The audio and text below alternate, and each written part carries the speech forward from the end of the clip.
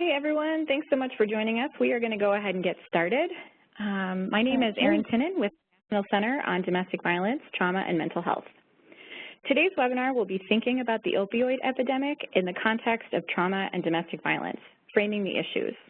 Our trainers today will be Carole Warshaw, Gwendolyn Packard, and Laurie Thompsen, who Carole will introduce more fully in just a moment. This webinar will provide an overview of what's known about the opioid epidemic and a framework for thinking about opioids in the context of trauma and domestic violence.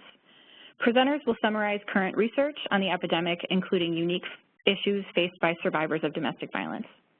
They will discuss the specific concerns of rural and tribal communities, including the impact on DV advocates and programs, and will provide examples of innovative strategies at the practice, community, and policy level. So before we get started, I'm going to go over some of the technical details of the WebEx software that we will be using for today's webinar. Many of these details are also explained in the Using this Webinar System tab on the upper left-hand side of your screen. If it helps, you're able to zoom in and out of the document using the little microscope with the plus sign on it. Please be aware that your screen might look a little different depending on whether you're using a Mac or a PC. On the right-hand side of the screen, there are multiple boxes. The second from the top is the chat feature. This feature will allow you to provide feedback and share resources with your fellow colleagues, as well as get in contact with the trainers or myself if you have any questions regarding the training content. You may also contact Angelica Medina, who's also with the center, if you have any questions troubleshooting the WebEx software. To do this, click the down-facing arrow and select the person you'd like to contact. You'll see a lot of options, but for this session, you'll want to select all participants if you'd like to respond to a question from any one of the trainers or contact me anytime during the session. You should click on Angelica Medina to privately contact her if you're in need of troubleshooting the software itself. And it looks like folks are really getting a lot out of the chat so far, so it's good to know that it's working. So while the chat can be really beneficial, there are times when it moves really quickly, especially given the number of folks that are going to be on this webinar today, and it can feel distracting. So if this is true for you, you can feel free to minimize the chat box by clicking the arrow next to where it says chat. You can always open it again with the same arrow if you choose. We will be providing live captioning during this webinar, although we are currently experiencing some technical difficulties, so hang in there with us while we figure that out. But it will eventually be located below the chat box. You'll be able to see a media viewer box where the captions will be located. We're going to be doing a Q&A with all of the panelists at the end of this webinar, so feel free to share questions or curiosities in the chat box as we go along. And I will personally be keeping track of people's questions as we go and pose them to the trainers at the end. If you get disconnected at any point, return to the email you received with the original webinar link and re-enter the training.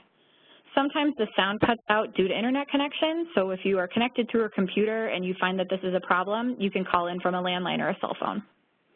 If you're experiencing technical difficulties and are unable to contact Angelica or myself, you can call the WebEx tech support line to resolve additional issues, and that phone number, which we will also post in the chat box, is 1-866-229-3239. So thank you so much for joining us today, and I will now turn the training over to Carole.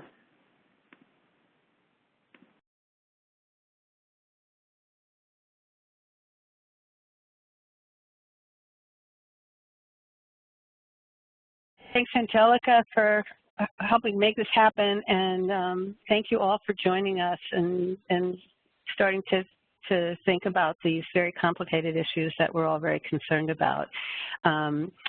Today, let me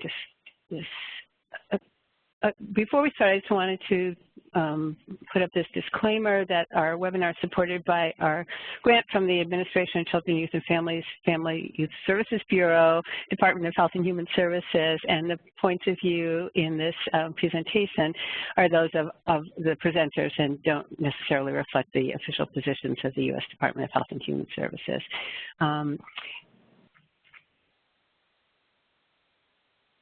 So I'm going to talk a little bit about, we're each going to talk about our organizations and why we're so invested and committed to doing this work and thinking about it together. But I want to just introduce this as saying that Laurie Thompsen, who's the Health and Behavioral Health Coordinator at the West Virginia Coalition Against Domestic Violence, and Gwendolyn Packard, who is the Training and Technical Assistance Associate at the National Indigenous Women's Resource Center.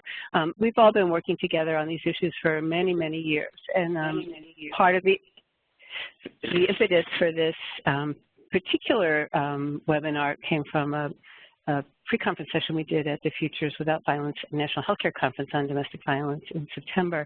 But these are issues that have come up for all of us, and we're really excited to share our initial thoughts with you.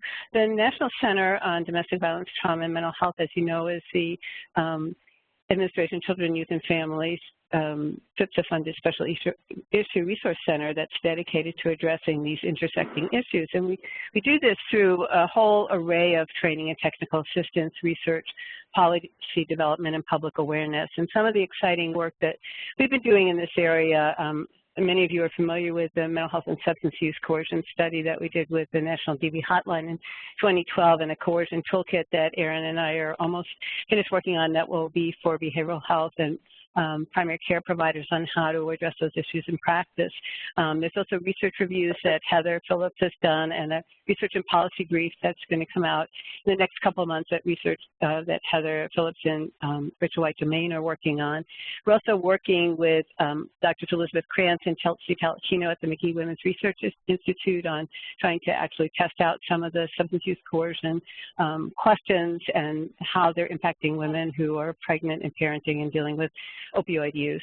And we also have a wonderful anti-stigma campaign on Instagram that Angelica did this during DVAM that she'll put the links up to at the end of the webinar. But in addition to all of that, what I wanted to say is that this webinar series is dedicated to our beloved Patty Bland, who continues to inspire all of us to take a much more compassionate and complex approach to serving all survivors who are dealing with trauma, substance use, and domestic violence. So I'm going to have Gwen and Laurie talk a little bit about their organizations, and then we'll get started with the webinar itself.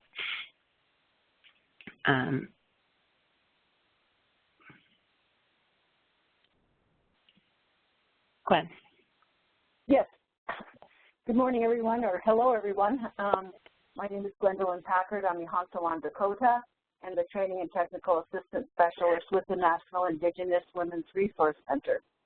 Our center, NIWRC, is the National Indian Resource Center funded by the Family Violence Prevention Services Act program under the Family Youth and Services Bureau, Administration on Children and Families, U.S. Department of Health and Human Services. And we were just recently funded for a second grant term. We provide training and technical assistance and policy development to Indian nations, Alaska Native villages, Native Hawaiians, and tribal communities across this country. We're dedicated to reclaiming the sovereignty and safety of Native women. We have a number of resources, including all our webinars archived on our website, and we have a number of training opportunities that are coming up. So I encourage everyone to check us out. I'll move to Laurie.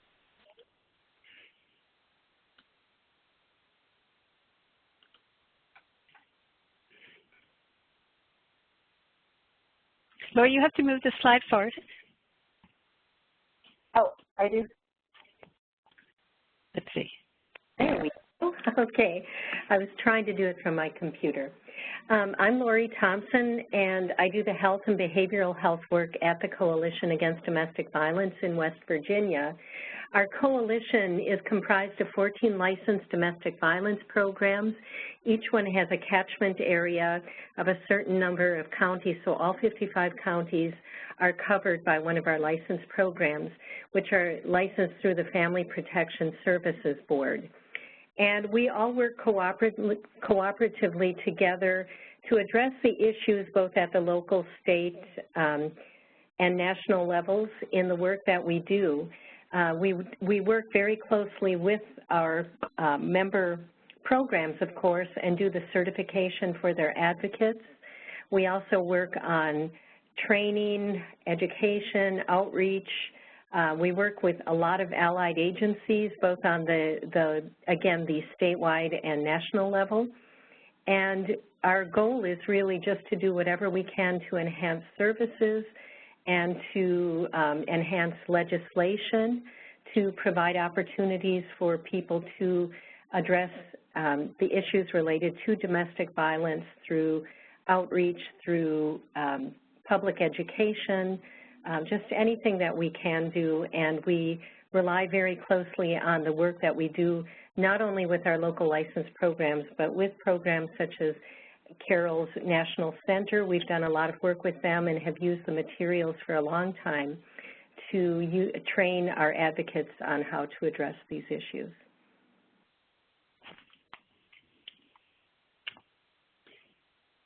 So now you have to get it back to me.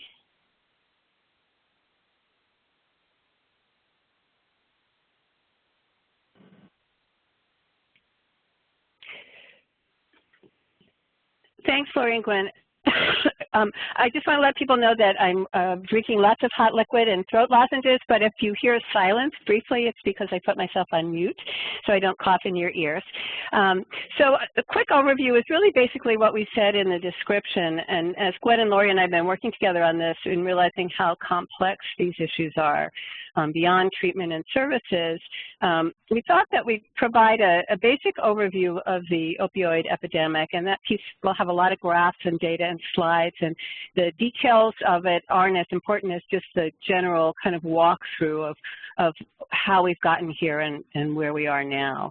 And then we'll look at some of the complex issues, particularly a framework for thinking about this in the context of domestic violence and some of the very specific concerns that Laurie and Gwen have been very aware of in their work with rural and tribal communities. And then we'll touch on some of the innovative practices and policy recommendations at the end, so we have some sense of direction where we might go. But our future webinars will address much more practical strategies, both for DV advocates and for healthcare and substance use abuse treatment providers.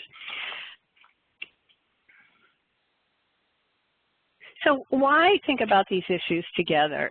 You know, in the research literature at this point, there's very little specifically about opioids and domestic violence, about the intersection, although what we know from there, and I'll show you some more, at least some data on that in a little bit, we know that domestic violence puts women at greater risk for substance use and puts survivors at greater risk in general for substance use. And we also know that among people who are seen in substance use disorder treatment settings that there are very high rates of domestic violence. But we also know that DV programs and advocates are very concerned about the impact of the opioid epidemic on the women and children they're seeing and on people they're seeing in general.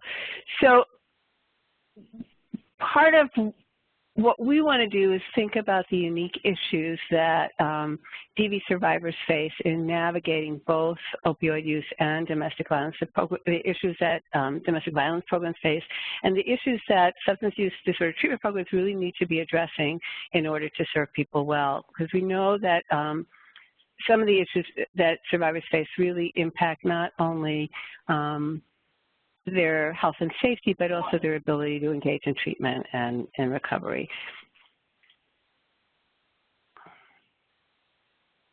So let's start by looking at the opioid epidemic. Excuse me, one second. We know one of the issues that's come up is the opioid epidemic is receiving increasing attention. It's being identified as a major public health crisis. But why now? And part of it is that the high rates of opioid, what we call non-medical use and addiction, or using opioids beyond what they were prescribed for. And we know that 11.8 million people, or over 4% of the population, is involved in opioid use. outside of medically prescribed use.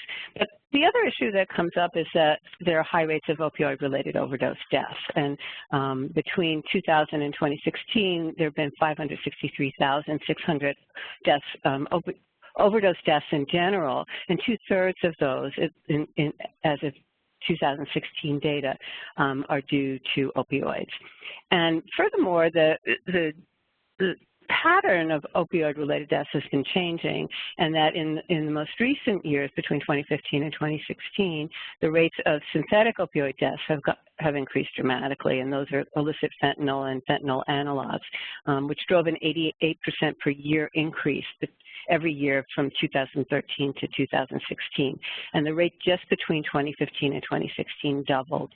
The other two things that are driving our attention right now are the changing demographics of the epidemic, and part of the attention that's grown is because of the epidemic being seen changing to a kind of rural white suburban epidemic where people were having a very different response than they have to previous opioid epidemics. And we'll talk more about that in a little bit.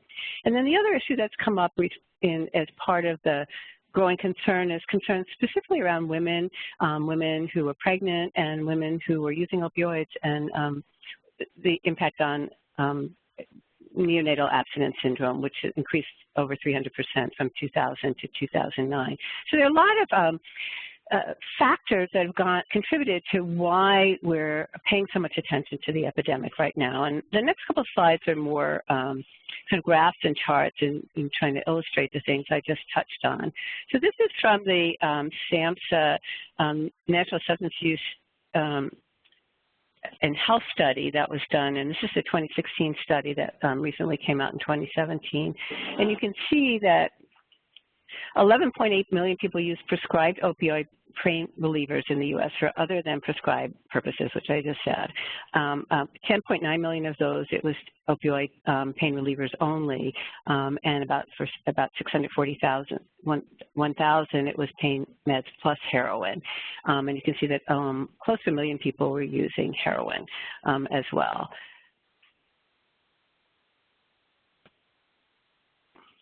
And this slide is just for context. I know it's hard to read, so I tried to make the hard-to-read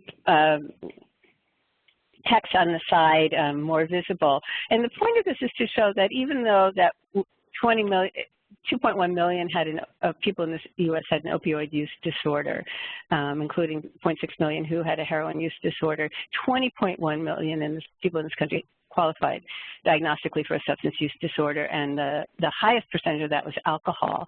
And among people who use illicit drugs, marijuana was much higher. So we just wanted to put some context that even though the opioid epidemic is receiving tremendous attention, there are other forms of substance use that cause grave harms to people and significant health consequences. But the reason why we're paying so much attention to the opioid epidemic is really because of the opioid-related overdose deaths. So in the past 25 years in the United States, there's been a dramatic increase, and that's paralleled with the increases in prescribing of opioids for pain management. From 1999 to 2001, the annual number of overdose deaths from prescription opioids nearly tripled, and the number of prescriptions nearly quadrupled. From 2011 to 2015, the annual number of opioid deaths from scripts was relatively stable, but the opioid deaths from illicit opioids, like fentanyl, nearly tripled, driven in part by people who began with taking prescription opioids, who then, partly because of the efforts to curb the overprescription of opioids, led people to access much cheaper sources of opioids like heroin, which ended up being laced with fentanyl. And we'll talk more about how that trajectory has worked. So you can see it's really the opioid-related deaths that have driven the attention and the grave concern. The next couple of slides are maps that just show kind of dramatically how this has changed since 2002. In this slide, the blue is the areas where the death rate is very low, and the red and dark orange are where the death rates are much higher from drug overdoses. And this is data by county. There's a wealth of information on the CDC website with all kinds of maps, as well as the NISDA data. And so this is in 2014, and you can see the dramatic change by county. And you can also see how it varies across the U.S. and by county. So the red and orange are where the rates are extraordinarily high, and the highest are over 20 per 100,000 of the population. Similarly, these next two slides just show the changes between 2014 and 2015, and the next one will be between 2015 and 2016. And this just shows the states where there's been a significant increase in the drug overdose death rate. Remember that opioids account for 2/3 of the increase in the opioid death rate, and in recent years it's really due more to heroin and illicit and fentanyl. Fentanyl can also be prescribed. So again, just to go back for a minute, 2014 to 15, 2015 to 16. So in this slide just shows, it breaks this down a little bit more by states, and you can see, what you see here is the shift in the increase in over 1 year from 2015 to 2016. And you can see the highest rates are in West Virginia, and Laurie will speak more quite eloquently to that. Also high rates in Ohio and New Hampshire, but also look at the District of Columbia, where the rate's very high, but the increase in the last year has been extraordinarily high. Illinois, which is lower down, the increases aren't as dramatic, but when you look at Cook County, they are. So in certain cities, there are increased rates as well. So one of the things that, I mentioned earlier, and I think many of you are aware, that a lot of the attention and the more compassionate response to the current opioid epidemic has been because it's been viewed as a primarily white, suburban, and rural epidemic. But in fact, that is changing and isn't true any longer. So when you look at the rates, particularly in the most recent years, there are very high increases in overdose deaths. The highest rates are among American Indian communities, and Gwen will talk about that later in much greater depth, but also in the Black community. Drug deaths among Black people in urban counties rose by 41% in 2016, far outpacing any other racial ethnic group. And in the same counties, the drug death rate among whites rose about 19%. One of the things that we're learning in Chicago neighborhoods with the highest opioid overdose death rate from fentanyl are all areas of very racially concentrated poverty. So there's a lot of social, demographic, and structural factors that are involved in the opioid epidemic, and we'll also talk about that a little more later. And again, looking at some of the data, West Virginia, District of Columbia, and Wisconsin, you can see that the rates between the white and African-American populations are very different, and that change, in seeing those maps that I showed you earlier, you can see around the country they're very different demographics. And so it's a much more complicated epidemic, and things that we're continually learning about and things that are changing, which means that our policy and practice solutions need to be much more complex. So what about opioids in women? Some of you may be aware of the publication by the U.S. Department of Health and Human Services Office on Women's Health in 2017 of the white paper looking at the impact of the opioid epidemic on women. And between 2008 and 2012, that women were receiving very high numbers of prescriptions for opioids. Over a quarter of privately insured women, a third of women on Medicaid in the 18 to 44 age range filled a prescription for an opioid medication.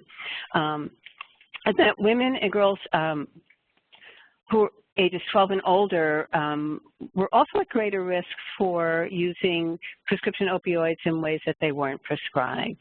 Data from 2013 showed that every 3 minutes a woman went to the ER for a non-medical use of prescription painkillers, and that's a kind of factoid-y statistic, but when you think about people working in ERs, people come in all the time, both with acute pain and receiving opioids, but also for the consequences of opioids. And one of the things we know is that women who use opioids often use them in combinations with other drugs, particularly benzodiazepines, which are drugs like Xanax and Ativan and Valium, and that the majority of the benzodiazepine overdose deaths are often accompanied by by opioids as well. So thinking about that for any of you who are involved in prescribing or in taking those kinds of medications to think about the increased risks. We also know that more men die from drug overdoses than women, but the percentage increase in opioid deaths for women went up very dramatically, much higher than men between 1999 and 2010. It was 5 times higher for increase for women and only 3.5 times higher for men. It seems that those differentials seem to be tapering off, and in the 2016 data, the rates are increasing for both women and men, but they're increasing at a higher rate for men. The difference for women between 2015 and 2016 was over 19,000 in overdose deaths to 22,074 in 2016. So still a very serious problem. And we also know that when we think about overprescribing, that the rates had gone up dramatically of prescription opioids, prescriptions nearly quadrupled, but there hadn't been a quadrupling in the amount of pain that Americans reported. And so there's a lot about, we'll talk in a little bit about why there was such a surge in prescription opioids. And you can see that even though the prescribing has gone down since 2013, the opioid deaths among women has not tapered off yet. And most of the people who have died of opioids have started out using prescription opioids, and then many have transitioned to heroin and then at risk for dying from fentanyl. And again, in this next slide, you can see that the some tapering off of deaths from what are natural and semi-synthetic opioids are the prescribed ones like hydrocodone, Vicodin, OxyContin. And the graph shows that the rapid the increases for women is in heroin and synthetic opioids. So women why is this? So women are at greater risk for being overprescribed. Women are more likely to experience painful medical conditions and more likely to experience depression and PTSD. Rates of depression and PTSD among women are twice as high as they are for men, and that women are more likely to be prescribed opioids for chronic pain, both physical pain and emotional pain, than men are. They're more likely to be given higher doses of pain medication than men are and to use it for a longer period of time. And in the original study on domestic violence in healthcare that Stark and Flitcraft did in 1979 and our follow-up study in 1989 in the emergency room, we found that women who were experiencing domestic violence were prescribed much higher rates of psychotropic and pain medication, even though the abuse was not identified. So people were treating pain without actually recognizing what the underlying causes were and addressing what needed to be addressed. That we also know that women are more likely to initiate what is called hazardous use, risky use, particularly after introduction by a partner or spouse. So women are much more likely to start using through a partner. Men are much more likely to start using through a peer, and that women are more likely to be coerced into using by a partner or spouse, and we'll show you that data in a minute. And we also know that women who have an opioid use disorder, any substance use disorder, are more likely to have experienced not only domestic violence, but a whole range of traumatic experiences in their lives. And we also know on the flip side that opioid use is associated with depression and PTSD. We also know that women are more likely to self-medicate to manage distressing feelings, and we'll also show you some data on that in a minute. Some of the other risks for women, or one of them is called telescoping, that because women's physiology is different, it takes a shorter time for women to become addicted with the same amount of use, and they're more likely to have cravings for using, which makes it much harder to stop using even when you want to. There was one very disturbing study in Rhode Island with paramedics in 2016 that showed that women were 3 times less likely to be given naloxone and to receive treatment. And it wasn't clear what that was. Maybe there's some implicit bias of not thinking that women were using or looking for signs of heroin use and not recognizing prescription opioid use. And women face many additional barriers to care. The stigma that I know that Gwen and Laurie are going to talk about, access to child care and transportation, and then specific issues related to DV. I want to bring up one more issue related to women more generally, is the issues around pregnancy, because of some of the more punitive responses that we know are contraindicated and do not serve the well-being of women or children's development or health. So we know that antepartum, which is prepartum maternal opioid abuse use increased nearly 5 times from 2000 to 2009, and looking at studies of hospital discharge codes, which may have missed some of the scope of this. And that we know that substance use is a major risk factor for pregnancy-associated deaths, both prenatally and postpartum within a year of delivery. And a lot of those deaths are accidental overdoses.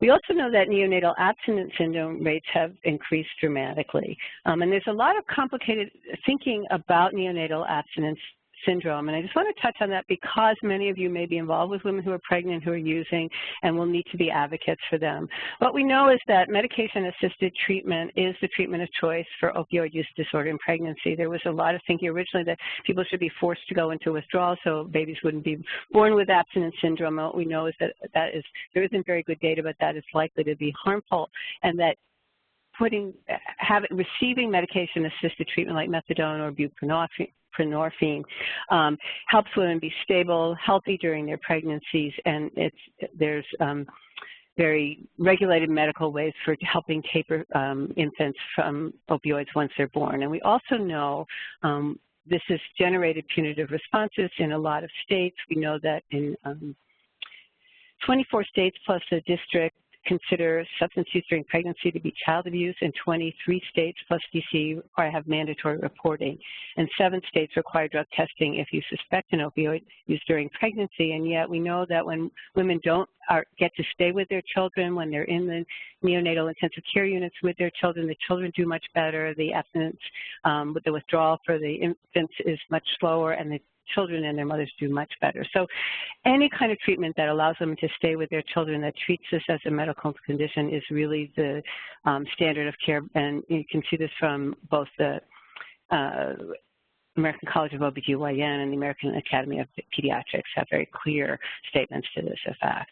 And the other, I wanted to also touch on the past year non-medical use of prescription pain relievers among lesbian, gay, and bisexual, and contrast with heterosexual adults from the 2015 NISDA study. And again, there isn't a lot of data on opioid use, DV, and the LGBTQ community, but there is a little bit of data at least, and we know that there are higher rates of prescription opioid use is associated with higher rates of trauma, stress, and discrimination, and with earlier age of use.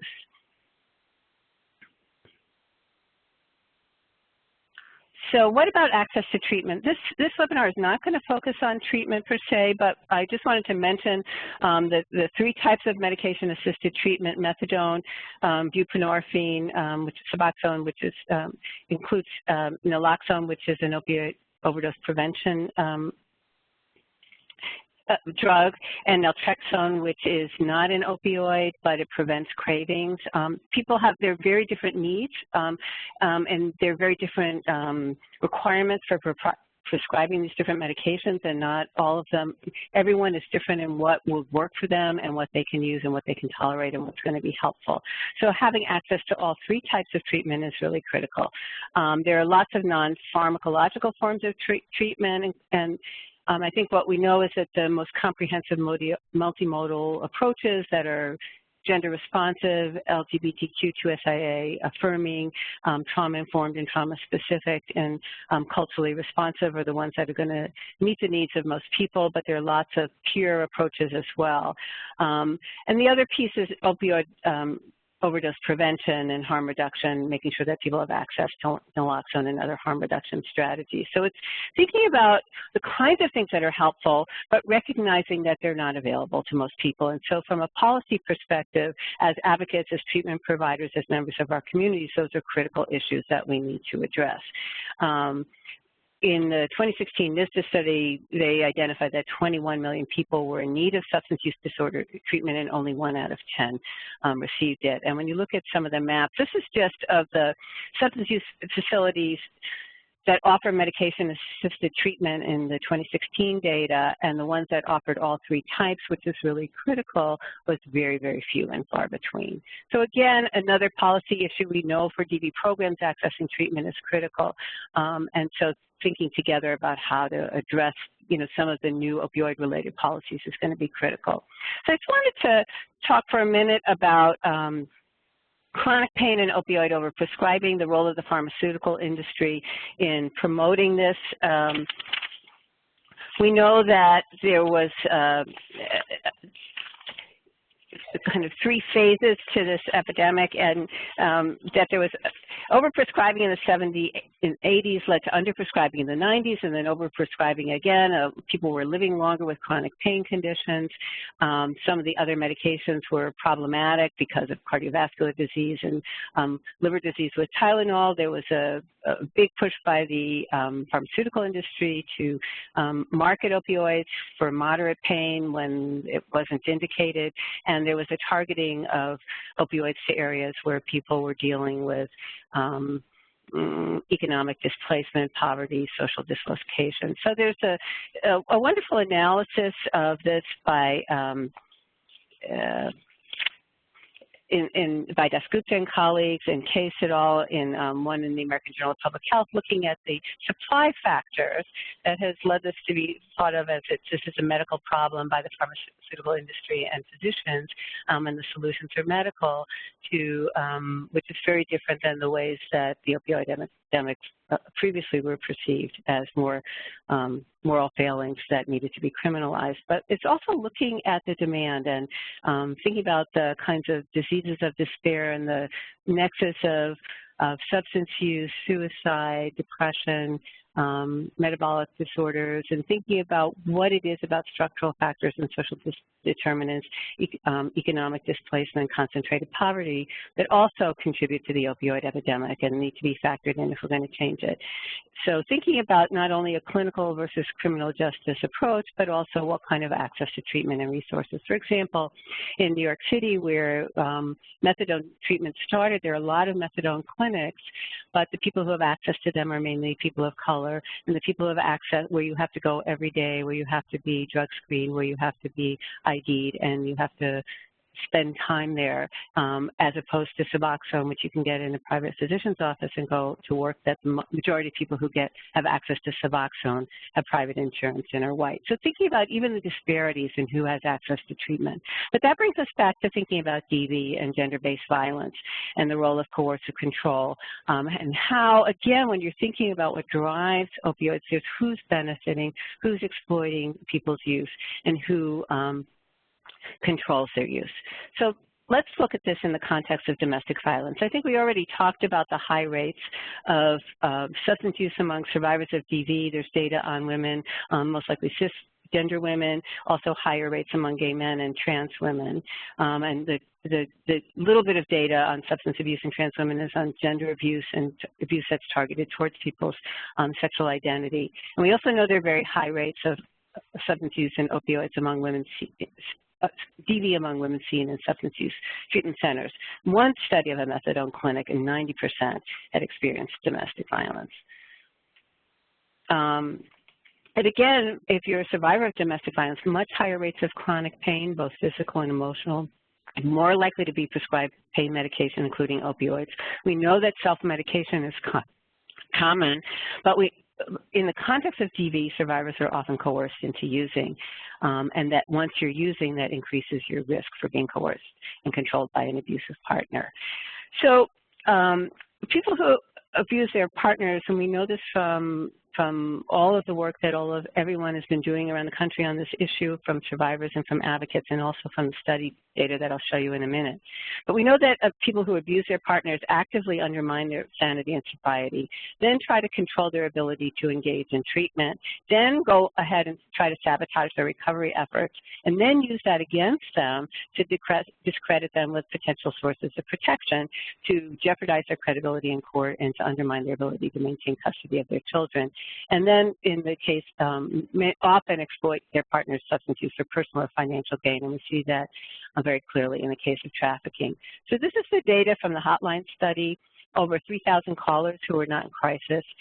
27% of women said that their partners had either pressured or forced them to use alcohol or other drugs, or to use more than they wanted. That's huge. Almost 25% were afraid to call the police for help because their partner said they wouldn't be believed, they wouldn't be credible, or they would be arrested. And so we look at some of the responses to the opioid use epidemic, and we think about who is literally left holding the bag when the police come. We think about who's in prison, why women are in prison. It's often substance use-related crimes. When we ask people if they'd ever use substances to reduce pain, the pain of partner abuse, you can see it was over a quarter of women. And of the 15% who tried to get help for substance use, over 60% said their partners actively tried to sabotage their recovery, leaving drug paraphernalia around the house, harassing them out of their treatment program until they came home. And then, again, almost over 37% of their partners then used it against them in a variety of ways. When we think about this specific to the opioid epidemic, we know that abusive partners introduce their partners into opioids. They coerce them into using. They may coerce them into using dirty needles, putting them at risk. They also often force their partners into withdrawal so that they have additional control over them. And we think about what that is like for someone, and then coercing them into engaging in illegal activities in order to be able to not go into a withdrawal. Using their opioid history as a threat, and this comes up around deportation, arrest, child custody, and jobs. And Gwen and Laurie will talk about this more. Isolating their partner from other resources. If someone's going to a methadone clinic every day at the same time every day, it's much easier to stalk them. And then we know that once someone's using, people who abuse their partners benefit from that, knowing that the stigma associated with substance use makes it much harder for women to access the kinds of services and resources that are going to be helpful to them. We also know, when you think about the neurobiology of relapse, or think about relapse triggers, there are pathways in our brain that are activated that make it much harder not to relapse, and these are all things that an abusive partner can actively engage. Thinking about exposure to addictive and rewarding drugs, conditioned cues from the environment, and exposure to stressful experiences. So again, thinking about that intersection of neurobiology and coercive control is really critical. So to put this together, we know that domestic violence and sexual violence are associated with increased substance use, opioid use, and other traumatic mental health effects, that abusers actively undermine their partner's sanity, sobriety, and parenting, control their access to treatment, and then turn around and use it against them. And that stigma associated with women's use of substances is part of what allows them to get away with this in other systems. And that when there are punitive responses and lacks of treatment to DV and trauma-informed opioid use treatment, it increases abusers' control. And that's why working together is so critical. So we know that stigma is really an issue, and we think about criminalization for women who are pregnant, who are parenting, who are at risk for deportation. Thinking about these issues together, again, is another critical reason for us to work at the both policy and practice level. The other issue, and Heather Phillips from Warshaw has raised this very eloquently, as has the National Academy of Science, that in our efforts to cut back on overprescribing opioids, people who have chronic pain and need opioids to manage that, even though it's not always the best treatment for chronic pain, may be left in the lurch. And trying to really think, one of the things that the National Academy of Science is very clear on is that we don't know what happens, the harms that occur when people aren't able to access those medications when they're prescribed responsibly. So again, making sure that people have access to very comprehensive and personally tailored treatment is really critical. And the two last things. One is that we look at this nexus at an individual level. We're looking at the chronic pain, domestic violence, and trauma and PTSD and opioid use.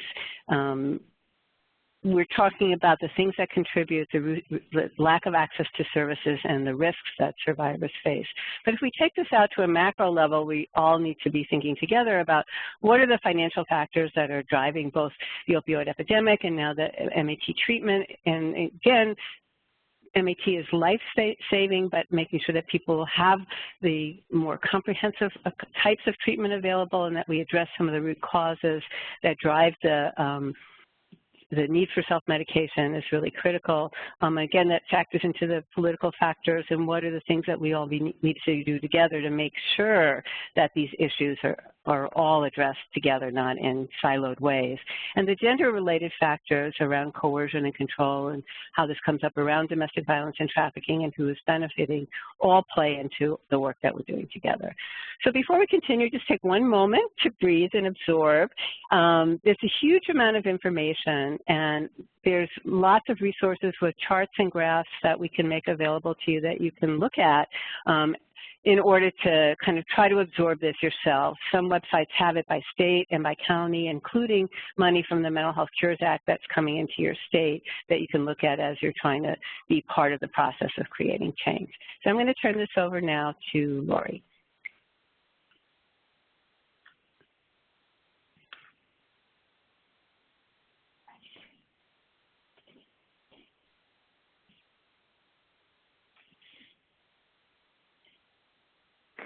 Thank you, Carole. I appreciate everything you talked about. I'm going to go a little deeper into some of the issues and concerns that she mentioned, coming from a rural perspective and using West Virginia as the place where I am focused on.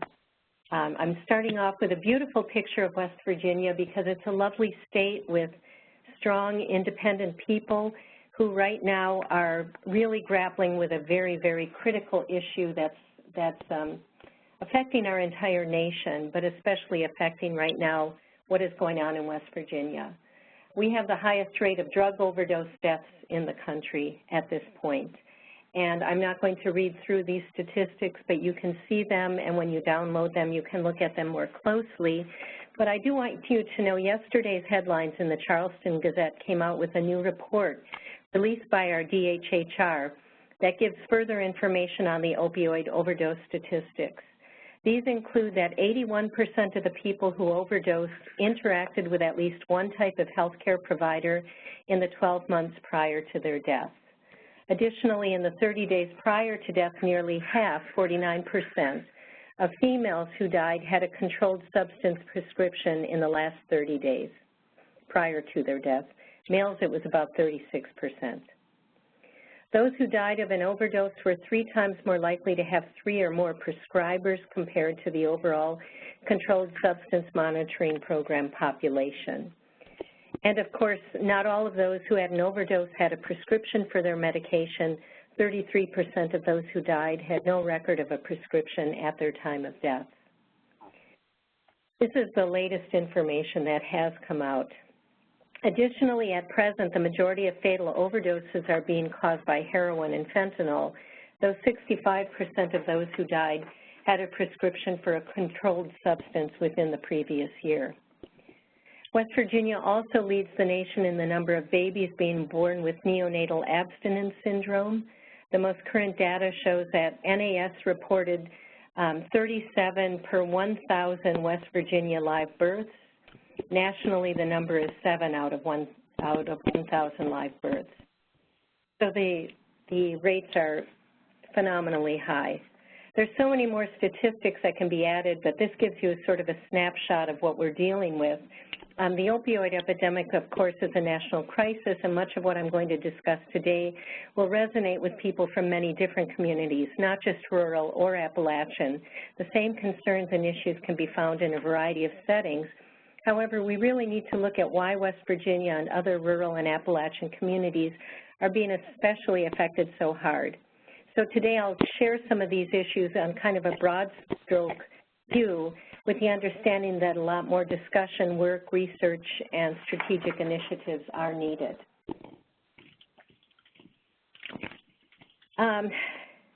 One of the biggest issues that you hear everywhere is the lack of access to local treatment or, effective close-by treatment.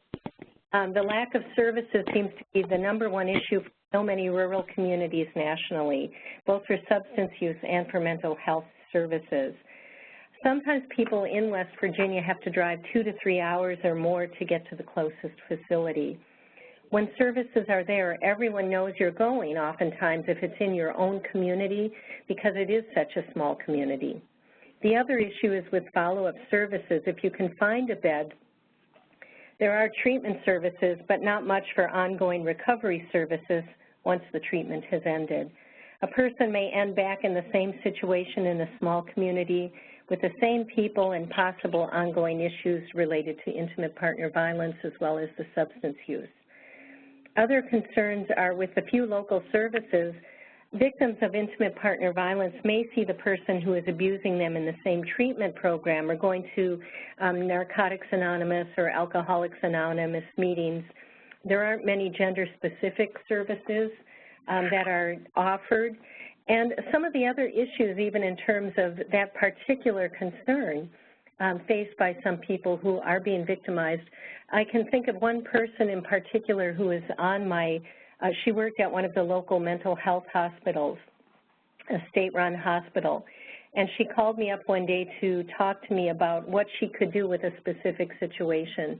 There was a couple, and the man had put his wife through involuntary commitment to that hospital, and she was using substances. There was also a strong history of domestic violence. He then checked himself into the same hospital, and so he could track her on the campus. And this person was wondering what she could do about that. She was a social worker because he would start following this woman around and staying very close to her. And so these kind of things occur when you are talking about not having many services and having to find ways to access them in a safe manner. So safety is a really big concern. One other story I wanted to tell you about not having follow-up services is a young woman that I talked to. She was 19 years old, and she told me that after she returned home from a residential treatment program, a 29-day program, she attended an NA meeting, hoping this would keep her grounded and drug-free. When she went, the people in attendance were almost all older males. Now, she said that was fine, but she said while they treated her respectfully, she felt very uncomfortable continuing to go to the meetings. As she said, we had the same issues, but didn't speak the same language. It was hard to connect. I wish I had something more geared to my needs as a young woman. She then chose to stay at home for 3 months, not going out and doing things except with her family members, such as shopping, restaurants, doctor appointments, etc., because she was scared that she would run into her old crowd and relapse. While at home, she worked online and got her GED and sent in work applications. She's now doing well, still living at home, but also working, but she still feels very strongly and wanted this message to get out there, that there needs to be more ongoing recovery programs to meet the needs of younger people within a small community. That really seems to be a major issue. Another is stigma. We know about the stigma for people who have mental health or substance use issues or domestic violence, which is often viewed as a family matter. Advocates also describe that in smaller communities, there's often a more traditional view of male and female roles. One of the stigmas we've been running into for women who are using substances is that women, especially women who have children, are often judged more harshly for using substances than are males. It's viewed as a deficit in her character. She's a bad mother. While for the males, there tends to be an excuse. He lost his job. His father just died. He's a good guy just going through some hard times. This same excuse-making is not also directed towards the females. One public health nurse told me there's a strong ethical and moral pushback that affects trying to address the issues, and she feels it shouldn't be this way. One survivor told me, you know, everyone got so mad at me for using, but never at my boyfriend. He wasn't called a bad father, but I was a bad mother. Well, not only did he hurt me over and over again, but he took money for food for the kids and bought drugs. I may have used money, but I always made sure I fed my kids first. If he banged on me, he usually left the kids alone. The drugs helped me with the pain until they took me over. When the addiction got so bad, I knew that I wouldn't put them first. I called my mother and told her what was happening. She took care of them until I was finally able to get away from him, get clean, and find some work. We live with her now, and I still get help from the domestic violence advocates in town. I'm not saying I was a great mom at that time. I wasn't, but I tried to do what I could. I have to live with it. So these are some of the things that we are hearing from the women in the programs. Another major issue is transportation. In West Virginia, other than Huntington, Morgantown, and Charleston, there's really no public transportation. It's really hard to get around. Many people do not have access to vehicles, or the person who is abusive owns the car and says how it will be used. This means that the intersection of lack of local services and transportation create a lot of dilemmas for those in need of treatment services or domestic violence services. To kind of illustrate this, an advocate in a very rural community who sits on the West Virginia Coalition's Behavioral Health and Domestic Violence Initiative, one of the projects that I oversee, came to a meeting late and her hair was wet. She came running in. She had to drive a woman across the state to get her into a bed.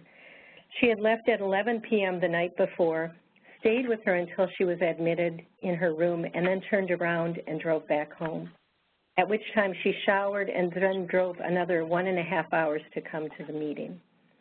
In other words, we have some really committed and dedicated advocates, but they're really up against some difficult situations in trying to be able to do the work that they want to do on behalf of the women they're working with. Another issue is isolation. Oh, I'm sorry, I'm supposed to be on this slide. Okay, isolation. West Virginia is the only state in the nation to lie entirely in the Appalachian region. And this range has sharply sloped mountains with deep valleys that are hollowed out. And these valleys, referred to colloquially as hollers, often only have one way in, and then you have to turn around and head back out the same road. So there's not a lot of privacy when you live up a holler, and there's a lot of difficulty as well because many areas can't receive phone or internet service because of the shape of the geography. And so you learn quickly where you can and can't call, what is the major, and which is a major issue for survivors who are trying to get help for someone or who are having a drug overdose. Telemedicine is not always effective because the technology doesn't reach those areas.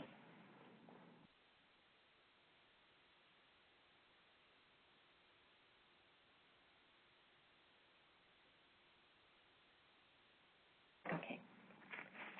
Another concern is, along with the massive overprescribing listed here, there was a massive dumping of pills into West Virginia by pharmaceutical companies, especially between 2007 and 2012. Some of this was done before the current awareness of the critical issues around the addiction related to these medications. But for example, Kermit, West Virginia alone, with just 392 residents, a single pharmacy there received roughly 9 million pills over the course of 2 years. This kind of behavior continued for a number of years, though the Pharmacy Board, especially since 2012, has taken a strong stance on what occurred and is now tracking pills coming into the state, pharmacies receiving the drugs, and how doctors are prescribing. Additionally, there's a bill being introduced during this legislative session that would limit opioid prescriptions for short-term pain. Many doctors have been helping to lead the change that is occurring on how medications are being prescribed, as well as pharmacies and very concerned citizens and agencies. That is difficulty, though, for people who really need the medications in order to address ongoing chronic pain. So in terms of another reason there's so many drugs that have come into West Virginia, we have a high aging population, one of the highest rates in the nation, and oftentimes there's that misperception that an older person is not as susceptible to addiction, though of course we know this isn't true. Another is the high-risk injury work that's done, mining, logging, nurse assistant, a variety of different types of work that are really at high risk for injury, and that indeed is how many people did end up becoming addicted. The other is very important to recognize that, at least in West Virginia, and I'm sure it is nationally, that it has an impact on all socioeconomic groups. A lot of people think it has only to do with people who are living in poverty, but we are finding this is actually occurring for people from all different backgrounds. Another is that there are fewer jobs or no jobs. There have been closing down or the automation of the mines. Steel mills are gone.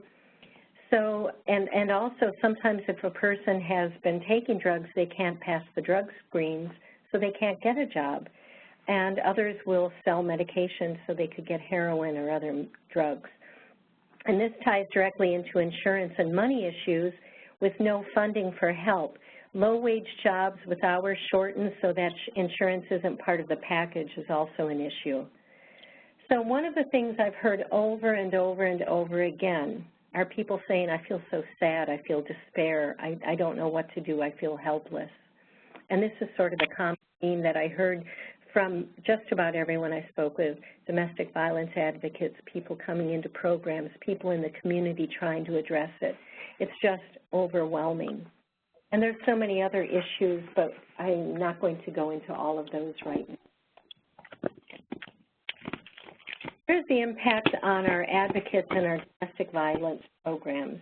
We have a very dedicated and caring domestic violence advocates, and they go above board. I'm sure that advocates across the nation are this way, but I feel very strongly that with all the things that they are up against, our domestic violence advocates do everything they can. However, it's starting to take its toll in the way it is taking its toll on just about every type of helping agency in West Virginia.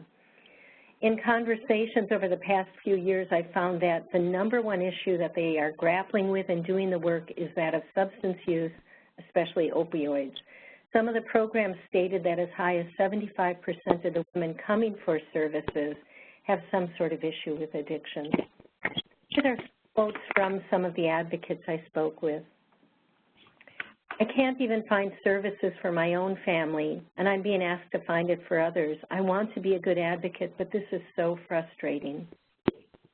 Another said, I've been doing this work for 20 years, and in the past year, I question if I'm even doing advocacy work right now. Another said, I'm exhausted. Another person, in talking about the impact on the programs, said there's a change in the partnership within the community and working together. It used to be that we worked together on domestic violence. Now they are so overloaded and they would rather just focus on the drugs and prosecution. Domestic violence is an afterthought, and they now think that drugs cause it, so deal with the drugs.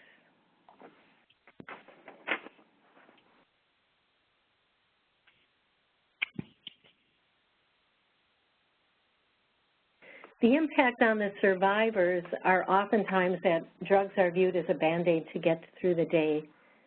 A woman I spoke with actually said that. She said, how do you get out? Others that said that sometimes if they've been hurt due to the violence, a family member has given them medications to use. Another woman said had started taking the drugs to get in shape by suppressing eating and said she had no plans to become an addict.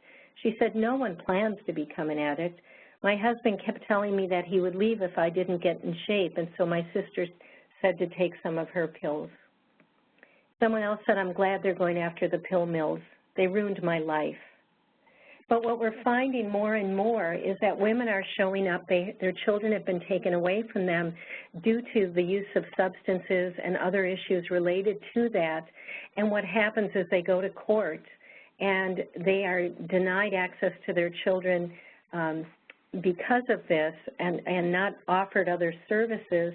So what they are told is if you do this and this and this, you can get your children back. And so the focus now when they come to the domestic violence program is really more about getting their children back, and the domestic violence is back-burnered. And so it's a real shift in how the work gets done within the programs. The other issue, of course, is the one about if they need housing, they need a job, all of the different things we talked about a minute ago. If they have a history of drug use, if they have a criminal history for writing a bad check or passing a bad prescription, all of these different things, it can keep them from being able to move ahead because this holds them back. I'm just going to end with talking a bit about a few things that are being done here in West Virginia to help address these issues. And then we can go deeper into it later, or you can feel free to contact me if you'd like to learn more about some of the strategies. One of the things is that we had a training at our board from a couple of our local programs talking about how they were trained in naloxone use and they have it in the shelter itself, and more of our domestic violence program advocates are now being trained on how to use that. It's not the way to deal with it solely, but it's also a way to give life back to somebody who has overdosed and allow them to move forward to begin to address the issues. Another is using trauma-informed strategies and responses. The curriculum that Carole has at the National Center, that's what we use. And when I go to train our programs, I've been able to do rounds of 2 days at each of the DV programs, working on trauma-informed services, what they can do, how to address it. One of the most critical areas is using Patty Bland's module on addictions, and also, you know, just it works in talking with addictions counselors and making those connections between the local DV program and behavioral health programs that supports them in their work. We also are starting to have in-depth discussions with the advocates at our behavioral health and domestic violence meetings. Another piece is really focusing, when I do those 2-day visits, really focusing on self-care, and we're talking deeper self-care. We kind of call it beyond bubble baths and candles, getting really deeper into what is needed for the advocates to continue to do the work. Another thing that we are working on is finding ways within our local communities to support at the state level and at the local level.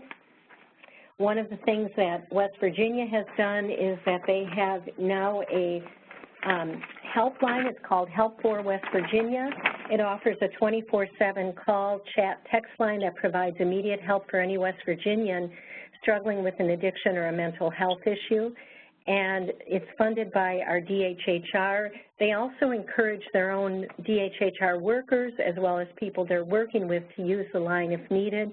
It offers confidential support and resources, including self-help groups, outpatient counseling, and medication-assisted treatment, et cetera. And it's been very helpful, very effective. Another is that West Virginia has just recently released a draft of an opioid state plan, and the state plan is really focusing on prevention, early intervention, treatment, overdose reversal, supporting families with substance use disorder, and recovery. I went to the public hearing, and it was really wonderful because it was very heartening to see not only a lot of people from a lot of different backgrounds showing up for it, but to see that they're trying to ground the work and not only looking at the statistics, but paying attention to the individual and the families and using a trauma-informed lens to create the strategies and to define how the work is to be done. They're not just simply looking at punitive methods, and that's really helpful. A lot of work happening, too, within the local behavioral health programs.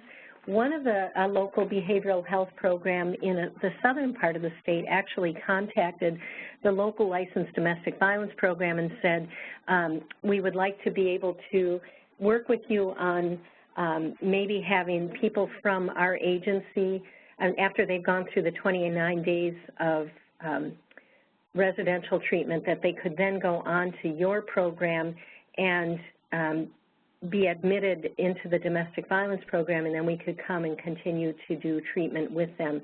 That would put them in a safe place in the shelter, and it would also allow them to be away from the person who's abusive towards them, and it would allow for them to receive ongoing treatment both for domestic, for substance use and then domestic violence assistance. And you can read the rest of it. I want to stop now and give time to Gwen. So thank you.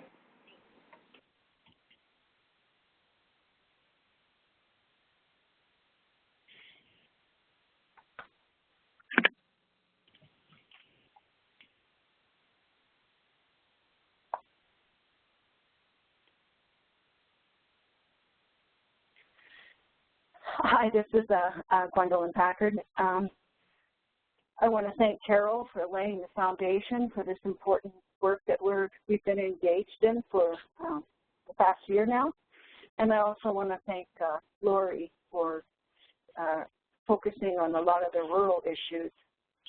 I think a lot of the issues and concerns that Laurie presented will also apply to the vast majority of tribal nations, since they were all located in rural areas.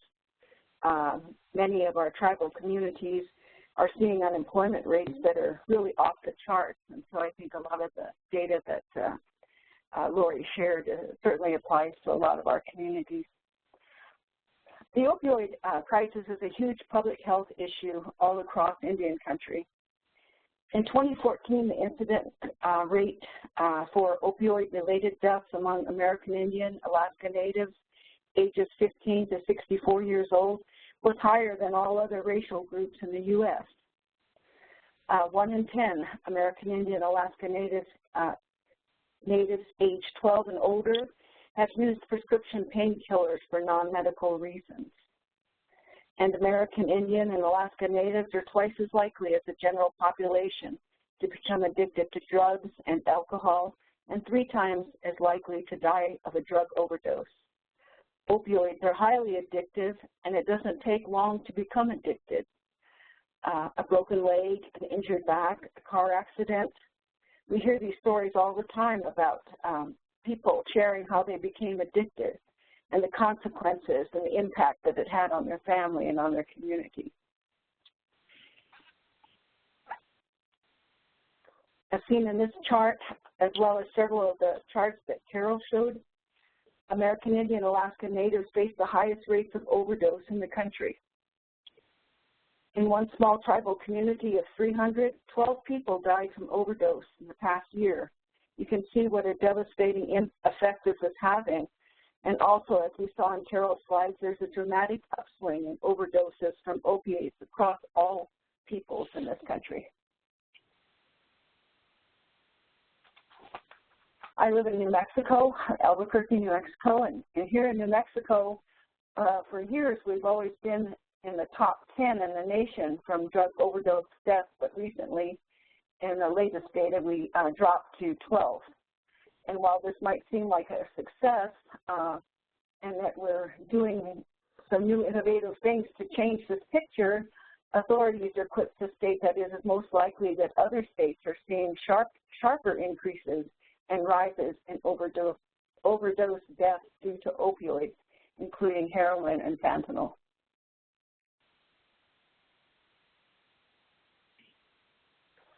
While researching for this presentation, a common theme I heard from tribal programs was opioids. We are dealing with meth on a grand scale here. We need help with that. And although meth causes serious physical, behavioral, and neurological changes and critical environmental concerns, it doesn't have the fatal consequences associated with opioid use. Both drugs are highly addictive, but people aren't dying from meth. The depths of trauma for American Indian Alaska Natives are tremendous, and trauma plays a big role in opioid abuse, be it living in a violent community, in a violent household, experiencing multiple incidents of physical and sexual abuse, or any of the identified adverse childhood experiences. In addition, for American Indian Alaska Native people, the legacy of historical trauma has contributed significantly to this problem. From the time of contact, Indigenous people have experienced attempted genocide and ongoing genocidal practices, constant and widespread violence against our women and children, forced removal from our traditional homelands, creation of reservations and relocation to urban areas, boarding schools, removal of children, loss of language, culture, and identity, forced sterilization, poverty, racism, and changing federal policies. And perhaps the most devastating consequence of all, internalized oppression, which erodes self-esteem, disempowers individuals, families, and communities, depletes trusting relationships, fuels depression, enhances isolation, reduces strategies to overcome and heal, heightens a sense of hopelessness, perpetuates conflict within the family and the community, and contributes to the already ongoing traumatic experience.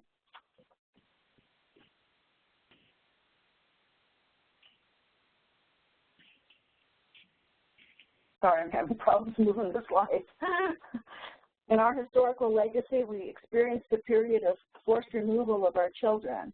For hundreds of years, federal and state governments have taken Native American children from their parents and placed them in institutions of one kind or another in an effort to civilize the savage born or to kill the Indian, save the man. This practice and policy left many of those children and their families psychologically battered throughout their lives and across generations. And even today in this country, we are experiencing some of the highest rates of Indian children in state custody. In a lot of states like Oklahoma, New Mexico, South Dakota, Washington, Oregon, extremely high rates of children, Indian children in state custody. Soul wounding refers to the tremendous impact of all the past traumas we have experienced as a people. Multicultural social justice counseling theorists and researchers suggest that the disproportionately high levels of substance abuse, domestic violence, and suicide among American Indians today is partially due to a failure to heal the soul wound that was transmitted intergenerationally as a result of the historic trauma that their ancestors experienced. And this here was based on a report, Healing the Soul Wound, Counseling with Native Americans and Other Native People. Native American women experience domestic violence at a rate that is 50% higher than the national average. And Native Americans are the most raped, assaulted, stalked, and murdered of all ethnicities. What is our reality as Indigenous women? 3 in 5 Indian women will be physically assaulted in their lifetime. Indian women suffer from violent crime at a rate of 3.5 times the national average. Homicide is the 3rd leading cause of death for Indian women, and 75% of Indian women murdered were killed by an intimate partner. Women on some Indian reservations and in Alaska Native villages report rates of domestic violence up to 10 times higher than the rest of the U.S. During congressional field hearings on the Defending Childhood Initiative in Alaska, it was shocking to note that in some villages, 100% of the women experienced sexual assault and violence.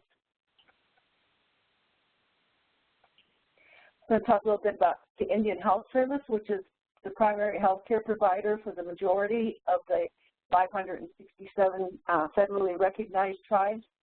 And there are approximately 3.3 million American Indians and Alaska Natives in this country, and IHS provides services to 2.2 million of us. They provide service through clinics and hospitals and healthcare facilities and off-reservation health centers, and you can see that number is, there's fewer than 200 serving 2.2 million American Indian and Alaska Natives from Alaska to the 48 states. As you can see, the unmet need in terms of resources is tremendous.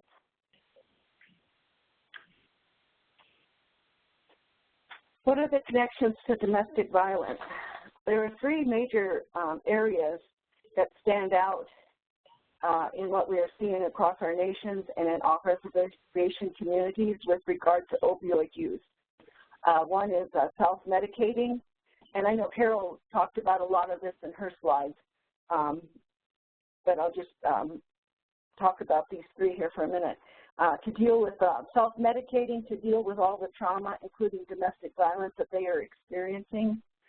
Coercion, getting her addicted, taking photos of her using and under the influence to control her and threaten to take her children away.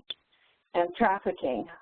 Opioids either led them to being trafficked or keeps them in this cycle of exploitation. We are seeing how these drugs are being used intentionally to the detriment of our people and our communities. Clearly, more resources devoted to addiction-related problems are necessary. This is a theme that we hear over and over and over again, the need for more resources. When we look at the high rates of domestic violence, 40% of victims have no access to resources. Most tribes have almost no resources to address the opioid crisis. This is a quote by Sarah Deer, attorney and author of The Beginning and End of Rape, The Perfect Population.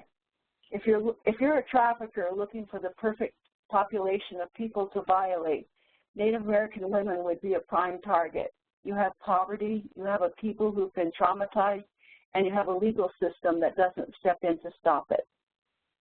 We are just now beginning to see more and better data with regard to sex trafficking, but it is clear that American Indian Alaska Native women are disproportionately impacted. The data shows the majority of women are women of color, the majority are youth and children, and there's a clear connection between trafficking, poverty, migration, gender, racism, and racial discrimination. Some of the promising practices that we're seeing in Indian country are community education and awareness, which is critical to ending this crisis. We have seen and heard countless stories of surviving family members organizing community forums to help address and end this epidemic. In one tribal community, just providing information about opiates and how highly addictive they are has made an impact. There's a growing number of tribes as well as states, counties, and cities who are filing lawsuits against the pharmaceutical companies based on allegations of deceptive marketing, fraudulent and negligent conduct, and violations of the Racketeer Influenced and Corrupt Organization Act.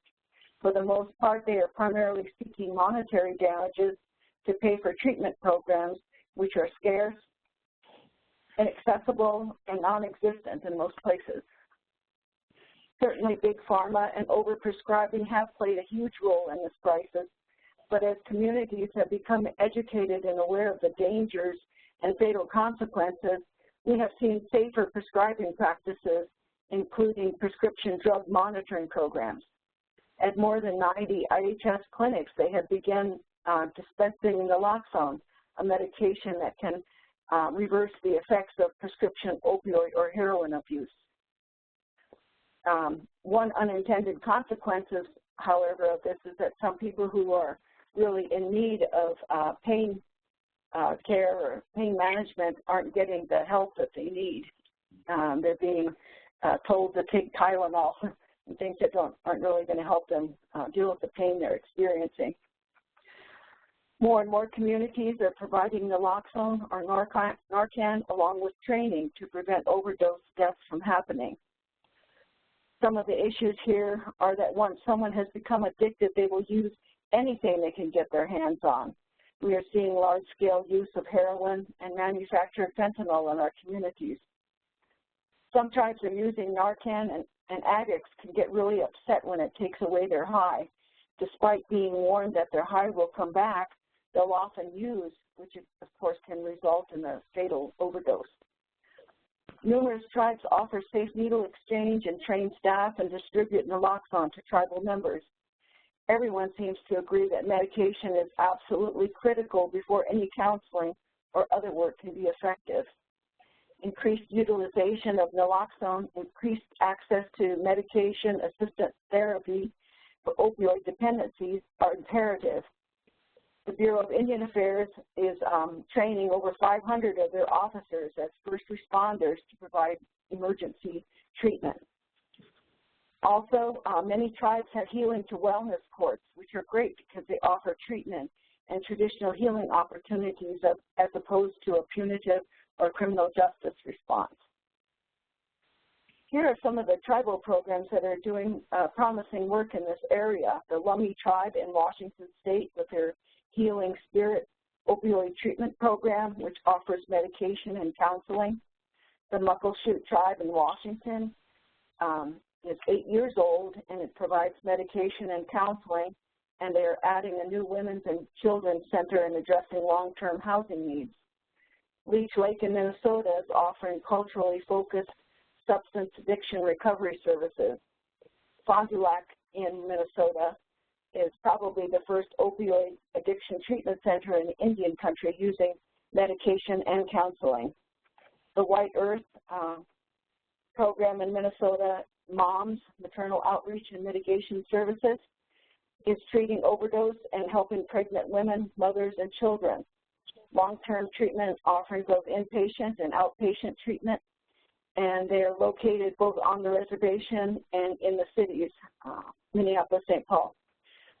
As both Carole and Laurie have said, programs that keep the mothers with their children are proving to be the most successful because we know that mandatory reporting often encourages women with substance use issues to not get any prenatal care or to seek any services.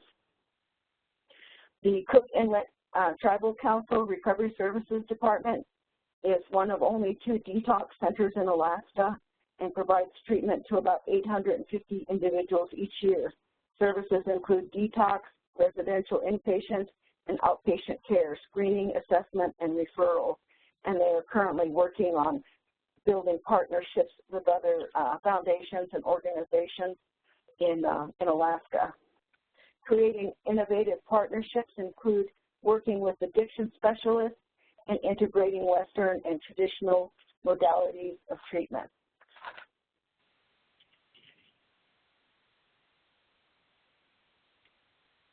So, intergenerational trauma.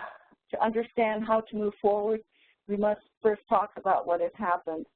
And so this is one of the biggest promising practices is addressing the trauma, reclaiming their culture and traditions, and healing that soul wound.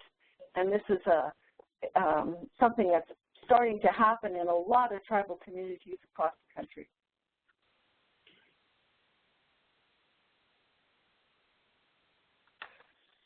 Understanding the connections. In our Indigenous way of thinking, all things are related, all things are connected. Indigenous people are quick to recognize the connections between domestic violence, trauma, healthcare, AIDS, HIV, child welfare, trafficking, mental health, and substance abuse. It's important that we are holistic in our thinking and in our approach to not only understand the connections between our mind, body, and spirit, but our connections with the larger cultural community and environment of which we are a part of.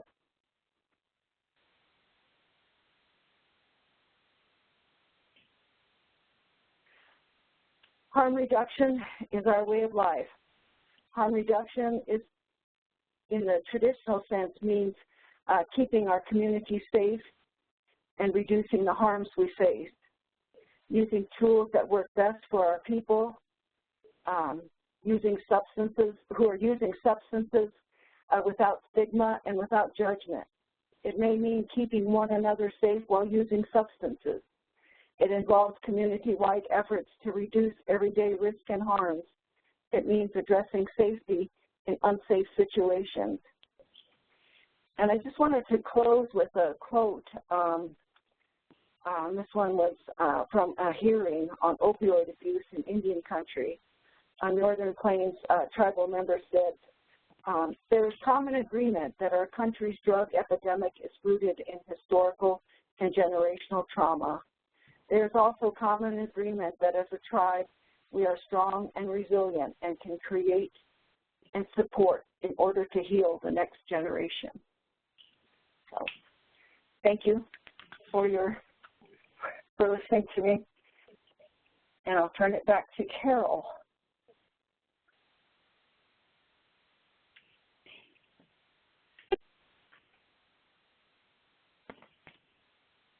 Thanks, Gwen and Laurie, and all of you for spending the time with us today. I know that Aaron will do a final wrap-up and talk about the evaluation, and there's a set of slides at the end that we won't have time to go through, but they're actually very, very straightforward and kind of a summary of my thing about basically that for as DV programs we need to, and substance use providers and communities, we need to work together to figure out how to address the epidemic. You can look at this when we send this to you, including the community-wide initiatives to address the opioid epidemic in general, but to make sure that the specific issues that survivors of domestic violence face are addressed in ways that are very integrative and address the multiple factors that we've all been talking about. And part of our goal is to make sure that for the DV community that we're at the table in discussing any opioid initiatives that happen at the federal, state, local, and tribal levels, and making sure, but as communities, that we're all partnering together to do this. So no time for questions, but we will answer questions that you send to us, and we will have more opportunities to have more interactive kinds of webinars now that we've laid the groundwork for you. And there are resources and contact information for all of you. Okay, thanks so much, Carole. Sorry, everyone, that we didn't get a chance to get to questions today, but I want to thank Carole, Gwen, and Laurie for doing such a great job today, and thank you especially to Caption Colorado and Angelica Medina for helping make the webinar go so smoothly. And thank you all so much for spending your time with the center today. We really appreciate it. So within the next week, I will be sending up a follow-up email with a link of the recording of today's webinar, in addition to the slides and the handouts and everyone's contact information. And you will also receive a certificate of attendance for your time today. So the survey link will be popping up as soon as you close out of the software, and we would really love it if you could take a minute to let us know what worked, what could have been better, what we could do differently, what you want to see again in the future, and we will send it out again with our follow-up email next week. So thank you all very much, and we hope you have a great afternoon.